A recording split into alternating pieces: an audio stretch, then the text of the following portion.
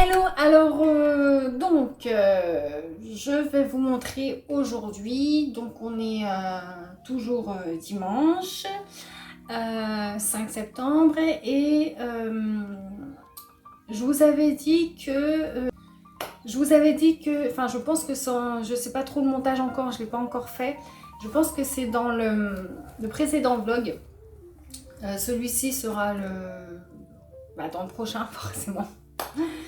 Mais donc voilà, quand je vous ai parlé, je m'apprêtais à aller chercher la litière pour mon chat. Et à côté de l'animalerie, il y a le magasin Nose. Il est accolé, donc forcément, en fait, quand je vais chez Nose, c'est quand je vais chercher à manger ou la litière pour mon chat. Donc en fait, les selles de mon chat guident mes achats livresques Nose. C'est comme ça. Et j'espérais fortement qu'il n'y ait rien niveau livre parce que voilà quoi, c'est pas, j'en ai assez et puis voilà, même si c'est pas cher, j'en ai assez. Et je sais pas ce qu'ils ont en ce moment Nose, mais il y a encore des gros arrivages de bouquins d'occasion. C'est un truc de dingue. Il y en avait partout. À toutes les sauces. Alors il y avait beaucoup de thrillers et d'historiques, mais il y avait quand même beaucoup de choses. Il y avait du feel good, de la fantasy, de la jeunesse, il y avait encore les BD, c'est un truc de fou. Donc j'en ai une dizaine à vous montrer, j'en ai acheté une dizaine et des pavés en plus. Ouais. Donc je vais commencer, j'ai acheté un peu de littérature asiatique. Moi j'adore, dès qu'il y a des trucs qui parlent de l'Asie, moi je prends. Donc déjà un petit graphique, alors celui-là il n'était même pas dans un bac, il était posé comme ça à l'arrache parmi des autres trucs en fait. Je suis passée devant et il était en travers, je l'ai pris, je n'ai même pas cherché à comprendre. Donc les fruits de Shinjuku de Morita Ryuji, illustration d'Amandine Grandcola, c'est japonais et j'avais eu un petit roman graphique, regardez un petit roman graphique comme ça, c'était Kokoro. J'avais adoré, c'était tiré du roman du même nom, Kokoro. Et j'avais eu un petit coup de cœur pour ce petit roman graphique et c'est la chaîne Nabolita qui avait lu le roman et qui n'avait pas aimé ce roman, elle l'avait trouvé un peu fade. J'ai pas lu le roman, mais en tout cas le roman graphique, je sais pas, j'avais trouvé ça délicieux. Et là c'est pareil. Alors des fois il y a des couleurs noir et blanc avec un texte. Alors je sais pas si c'est tiré d'un roman, mais en tout cas ce petit roman graphique est le bienvenu. Donc là on va être avec deux jeunes qui errent dans les quartiers chauds de Shinjuku. Et voilà, il va leur arriver des petites bricoles. Donc j'ai hâte de découvrir ça. Ensuite, un auteur français, mais ça se passe en Asie. 16 tableaux du mont Sakurajima de Michel Régnier aux éditions Piquet. Dès qu'il y a une édition Piquet, je prends. Donc on va être au Japon et on va suivre une famille japonaise sur 5 générations en fait. Et donc de 1914, depuis l'éruption du volcan Sakurajima, et jusqu'à 2011 quand il y a eu ce tsunami au Japon. Donc voilà, j'ai très envie de le découvrir. Et puis ici, l'autrice est américaine, mais ça se passe en Asie. Pareil, c'est Fleur de neige. En hardback, il est très très beau, je trouve. Il y a plein de choses comme ça chez nous en ce moment, de romans historiques en hardback.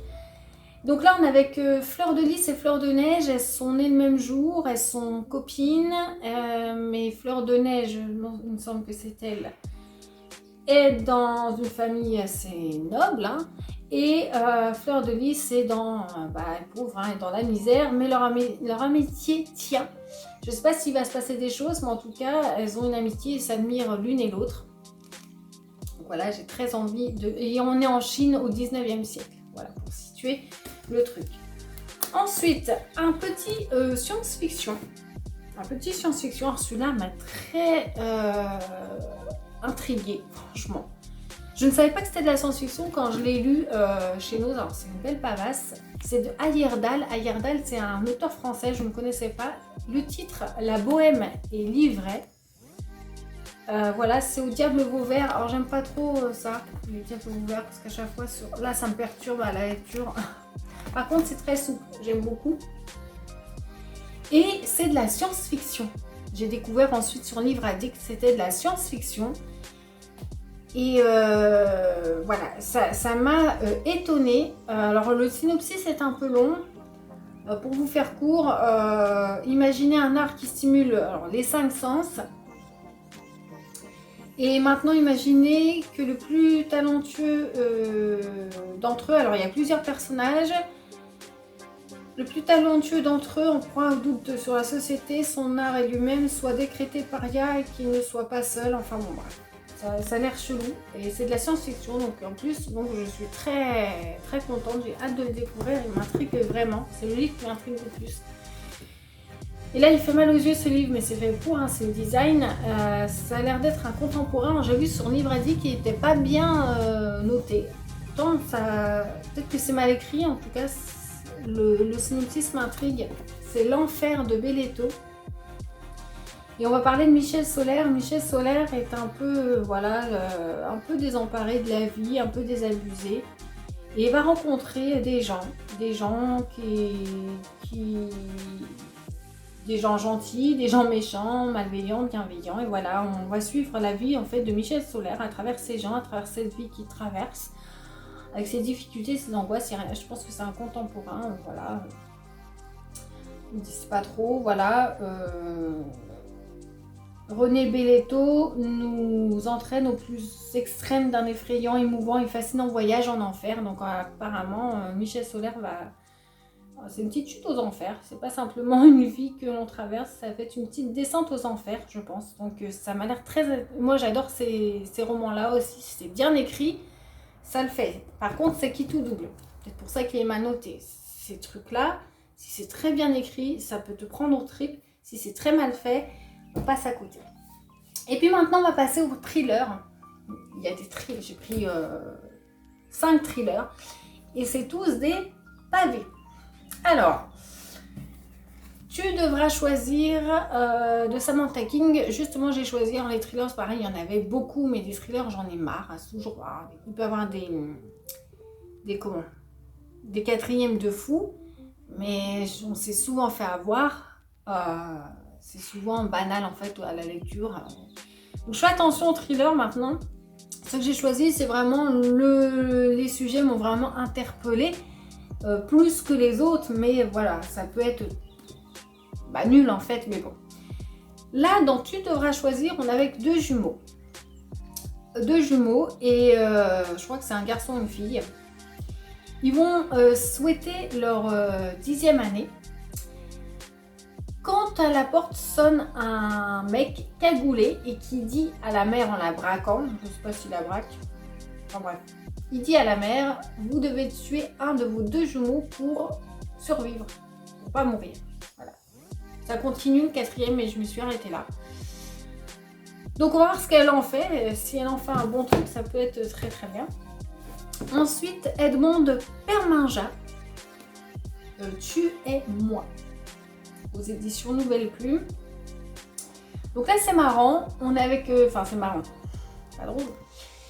On va être un peu dans un truc de quiproquo, parce qu'on est avec Noélie qui marie un riche médecin et pendant que lui fait ses trucs en déplacement, pour tromper l'ennui, elle raconte sa vie de rêve sur Facebook. Mais il y a Léo qui voit ça, qui voit les posts de cette Noélie sur Facebook, un petit voyou Léo. Et il trouve que cette jeune femme, Noélie, ressemble étrangement à sa petite amie Zoé. Voilà, donc ça a l'air d'être sympa. Ça m'a beaucoup plu. Et j'adore tous les livres que j'ai pris, sont vachement souples. Je répète, mais j'adore parce qu'à chaque fois au toucher, c'est très agréable, je trouve, pour tourner les pages. Celui-ci, il est connu, j'en ai entendu beaucoup de pas bien, justement. Et j'aimerais me faire un avis, puis m'attire tout simplement. C'est La disparue de la cabine numéro 10 de Ruthware. Donc là, on va être à bord d'un yacht luxueux. Et je passe. Et parmi les passagers, il y a Laura. Et en pleine nuit, Laura, elle est réveillée car sa passagère de la cabine d'à côté est passée par-dessus bord. Voilà. Mais le problème, c'est qu'aucun membre de l'équipage ne manque à l'appel. Mystère et bout de gomme. Ensuite, j'ai pris celui-là pour ma mère, mais je pense que je le lirai. Et je vous avais dit aussi que j'aimerais de cet auteur me faire un avis parce que j'avais pas aimé son roman 6 ans déjà. Donc là, je pense que je vais me faire un avis avec celui-ci. Mais ma mère adore cet auteur, elle aime bien ses livres. Donc je lui ai pris, il est tout récent, hein, c'est L'inconnu de la forêt, donc de Harlan Coben. Et regardez en plus, il est dédicacé. Voilà. J'ai dit à ma mère, tu pourras dire que c'était pour toi. Donc là, je sais même pas de quoi. Donc il est de 2020 hein, celui-ci. Hein. Il est tout récent et on en a entendu beaucoup parler. Voilà, je vais retenter avec ça, avec lui, puis on verra bien. Donc là, on est avec Noémie qui a disparu. Noémie, elle se faisait harceler à son lycée. Et il y a un témoin, Matthew, silencieux de ce harcèlement qui s'inquiète au point qu'il va demander à sa grand-mère, qui est avocate et très médiatisée, de mener son enquête sur cette Naomi qui a disparu, qui se faisait harceler. À mon avis, ça va se passer dans une forêt, je ne sais pas du tout. Donc voilà, on verra bien. Et le dernier, celui-ci, je vous l'avais dit aussi, dès que je vois un livre de cet auteur, je le prends parce que je ne l'ai jamais lu. Et j'ai grave envie de le découvrir. C'est un auteur français et il fait du thriller horreur. J'ai très envie. Donc il n'y avait que celui-ci, j'ai même pas regardé le résumé. Donc c'est un Sir Cédric, donc l'enfant des cimetières. Bon, j'ai vu sur Livre Addict que c'était un tome 1, j'espère que c'est pas une suite directe qu'il y a après. En tout cas, c'est le tome 1. Donc je vais pouvoir le lire. On va parler de démons. Voilà, donc j'ai très envie de découvrir Sir Cédric. Voilà encore des livres qui s'ajoutent. Sur Livre Addict, ma palle est pas loin de 400. J'en suis à 395, il me semble, un truc comme ça. Il va falloir que je m'arrête, mais c'est vraiment pas pour moi le no-buy. Avant, je me limitais un peu en fonction de ce que j'avais à lire. En fait, j'essayais de lire une grosse partie avant de racheter quelques livres pour en avoir un peu d'avance, tout simplement. Mais là, j'ai arrêté. J'ai arrêté parce qu'entre les magasins d'occasion, Nose, ça va, ça va, c'est nul. Hein. Mais comme on parle là de Nova, il n'y a plus de vide-grenier et tout ça, mais c'est un peu chaud quand même. C'est vrai qu'en matière... Les boîtes à livres aussi, c'est horrible. Enfin voilà pour aujourd'hui, oui je pense, et puis moi je vous retrouve bientôt. Et alors je viens de terminer, 13h46, toujours dimanche, je viens de terminer Carnet Noir de Stephen King, à la seconde même, je vais vous en parler. Voilà, c'est le deuxième tome de la saga Monsieur Mercedes.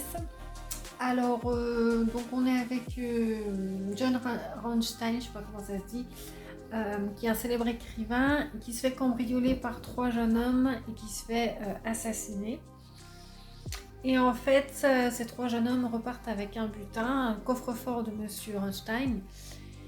Et dans ce coffre-fort, il y a de l'argent, bien entendu, et aussi des carnets noirs, des manuscrits du célèbre écrivain.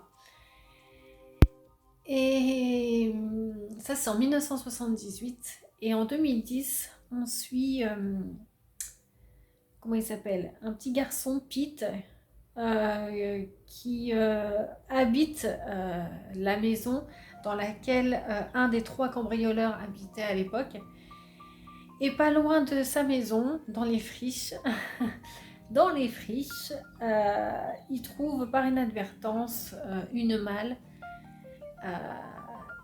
qui contient certaines choses. Bon, je vais pas trop spoiler tout ça, c'est bien fait, c'est bien entremêlé. Ici, King nous fait encore son thème à la miserie, c'est-à-dire du fan d'un écrivain, fan complètement psychopathe et qui n'accepte pas la tournure qu'a pris le héros des bouquins de l'écrivain. Le héros s'appelle Jimmy Gold, il me semble. Et voilà, donc voilà, alors ouais, c'est un alors j'ai passé un très bon moment. Je vais être un peu plus enthousiaste et j'ai passé un très bon moment. un très très bon moment avec ce livre, ça se lit tout seul, ça s'embrique très très bien, ça s'emboîte très très bien. Voilà, King a ce don de faire durer le suspense et que les choses se prennent forme petit à petit entre les personnages, les mauvais et les méchants. Et voilà, ça donne une fin explosive et j'ai beaucoup aimé. Voilà, tout simplement. Alors entre Monsieur Mercedes et celui-là, je dirais que Monsieur Mercedes était un peu plus violent. Voilà. Là, c'est très bien, ça reste gentillet. Mais quand je dis gentillet, ça peut paraître comme sympa, alors que c'était plus que sympa. C'était vachement bien, il y avait de l'action, on s'ennuie pas. J'ai bien aimé l'histoire, mais j'avais entendu dire que Carnet Noir c'était génial, on crie au génie. Bah oui, Stephen King est un génie, mais Carnet Noir c'est pas non plus. C'est bien, mais c'est un thriller, c'est un bon thriller, mais c'est pas. Enfin, moi j'ai pas pris une claque en le lisant, hein, voilà. Donc ouais, bah la série pour l'instant c'est une bonne série, il me reste Fin de Ronde, et puis l'Outsider, et puis Si ça saigne après.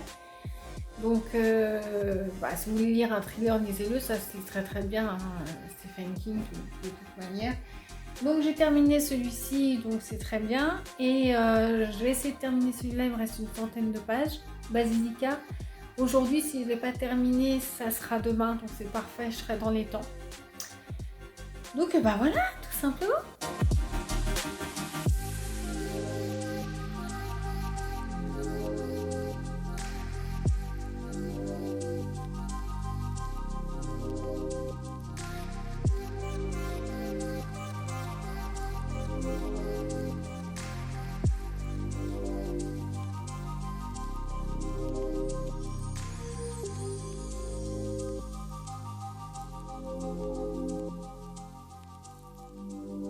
Hello, je viens vous voir aujourd'hui parce que déjà on est lundi, le 6 septembre, et j'ai terminé j'ai terminé Basilica tome 1, Terre des origines de, j'arrive jamais son nom, Orson Scott Card.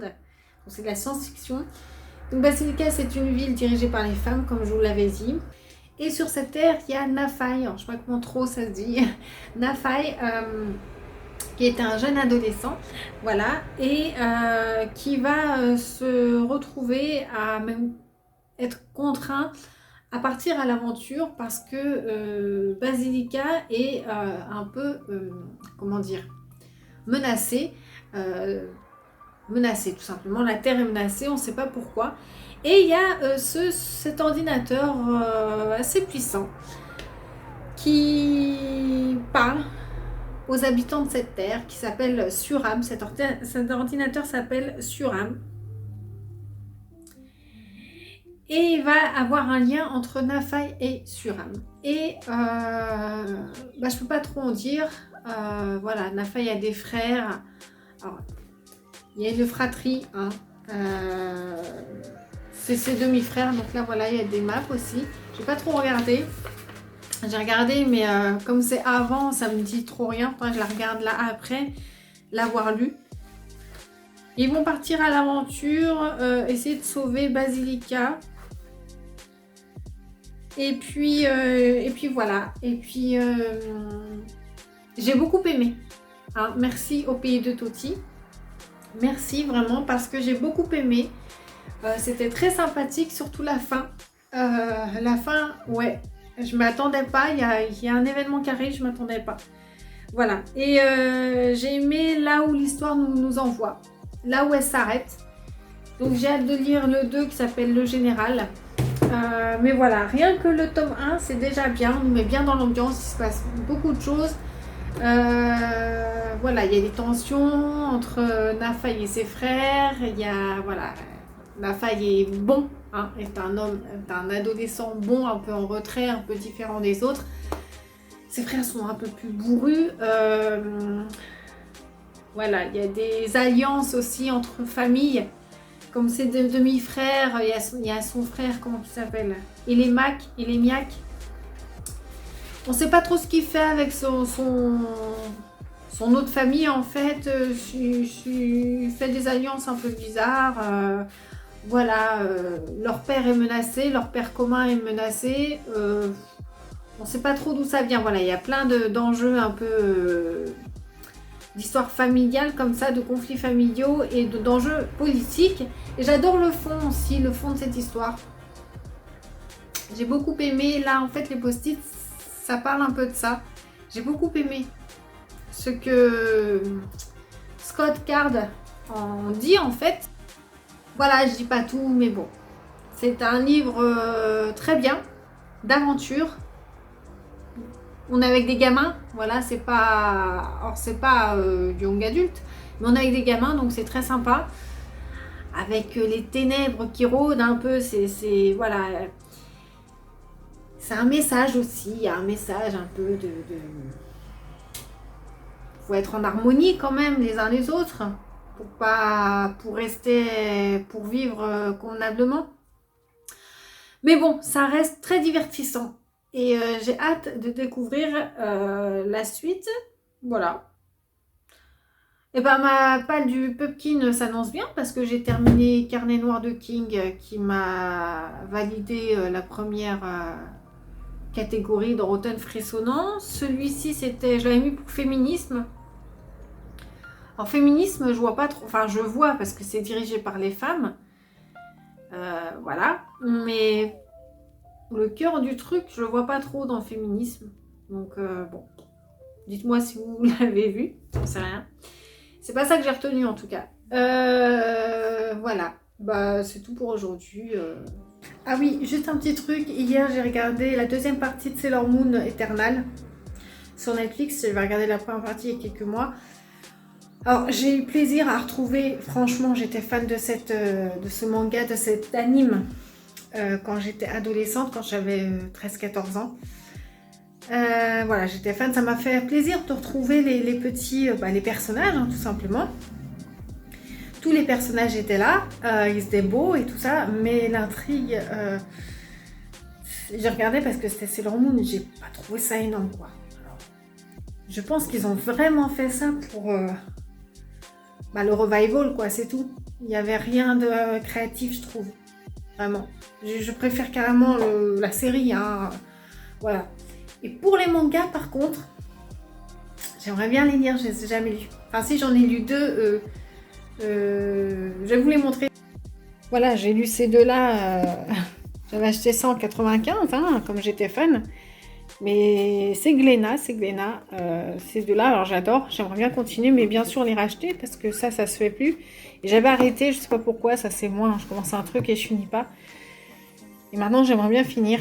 Donc voilà pour le Netflix Sailor Moon, là, c'était pas nécessaire en fait. Hein. Pour moi, je m'en tiendrais à l'anime de 93, les fleurs maléfiques, tout ça. Et puis le manga. Voilà. Je reviens un tout petit coup pour parler de ça. Alors tout à l'heure, je vous ai dit, je vois pas où est le féminisme, Tati, mais je vous en ai parlé à chaud et en y réfléchissant là. Parce que forcément, je devrais attendre un peu avant d'en parler, que ça redescende. Que forcément, tu penses à l'histoire que tu viens de lire. Oui, je suis bête, j'avais complètement occulté. Oui, forcément, je vous ai parlé de Suram, qui est cet ordinateur-là, relié à tous les humains, cette intelligence artificielle. En fait, Suram est carrément relié aux femmes. Les femmes ont pouvoir là-dessus. Voilà, ce que n'ont pas les hommes et ce qui va faire toute l'histoire, ce qui va faire que les hommes vont trimer dans l'histoire parce que le père de Nafai, du gamin, qui va rechercher tout ça, a une vision de Suram. Mais Suram n'est pas aussi performant qu'il est avec les femmes, d'après ce que j'ai compris. Mais voilà, le pouvoir des femmes et donc de Suram. Et c'est très important Suram, parce que d'être en lien avec lui, parce que c'est ce qui pourrait sauver quand même. Alors j'ai parlé de Basilica. Basilica, c'est la ville. Je disais Basilica, mais pour sauver la planète. Et la planète s'appelle Harmonie. Donc mes idées se remettent en place. J'espère que je vous donne envie de le dire. Parce qu'il est très très bien. Je vous ai dit, beaucoup d'aventures, c'est divertissant. Et il y a une réflexion derrière. Voilà, c'est un thème abordé très intéressant. Donc voilà.